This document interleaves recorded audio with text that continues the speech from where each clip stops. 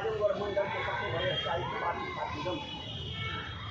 4 साल पहले हमारी मुलाकात हुई, आज क्या हुआ, ये पूछा और क्या है, उन्होंने ये कहा उनका पेंशन क्या है, क्या कहें सिंह साहब 2500 रुपया पेंशन मिल रहा। आप सोचिए कि क्या स्थिति होगी हमारी। रोडवेज में 1600 कोई पा रहा है, कोई 1800 पा रहा है। हमारे एक बड़े भाई भी हैं, वो भी 1600 रुपया पा रहे हैं रोडवेज। गांव के चौराहे पर 30 दिन बैठ कर के नाश्ता करने भर को पैसा नहीं। अगर और संसाधन न हो और लोग सपोर्ट न करें तो सर्वाइव नहीं कर सकते। सरकार को सदस्यों का भी पैसे की लूट मची हुई है। और दूसरी तरफ कहा जा रहा है कि अगर सरकारी कर्मचारियों को पेंशन दिया जाएगा तो पूरी की पूरी अर्थव्यवस्था ध्वस्त हो जाएगी। दूसरे देश की सरकार थी, उसने पेंशन दिया। हम पेंशन की हिस्ट्री पढ़ रहे थे तो 1857 की जो क्रांति हुई थी और जो विद्रोह हुआ था सैनिकों का, उससे ब्रिटिश हुकूमत के ऊपर इतना बल पड़ा कि सैनिकों के लिए पेंशन की व्यवस्था पहले की गई थी और धीरे धीरे वो आवाज़ उठनी शुरू हुई और आते आते 1935 तक गवर्नमेंट ऑफ इंडिया एक्ट 1935 तक। किस चीज़ के लिए यहाँ पे धरना दे रहे हैं? देखिए, सेवानिवृत्त कर्मचारी एवं पेंशनर एसोसिएशन की जो प्रांतीय इकाई है वो 7 सूत्री मांगों को लेकर के पिछले दिन से लड़ाई लड़ रही है। धरना दिया जा रहा है, उसके आह्वान पर ज्ञापन दिया जा रहा है माननीय प्रधानमंत्री जी को संबोधित एवं मुख्यमंत्री जी को संबोधित जिलाधिकारी गोरखपुर के माध्यम से।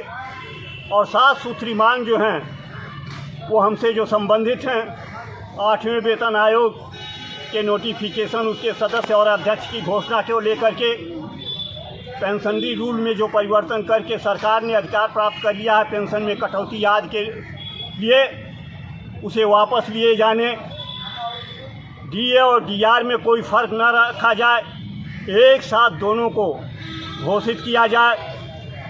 हमारा जो कम्यूटेशन है उसकी कटौती 15 साल की जा रही है, 10 साल पर किए जाने की मांग है। कोरोना काल में 18 महीने का जो मांग है कि उसे हमें वापस लिया जाए।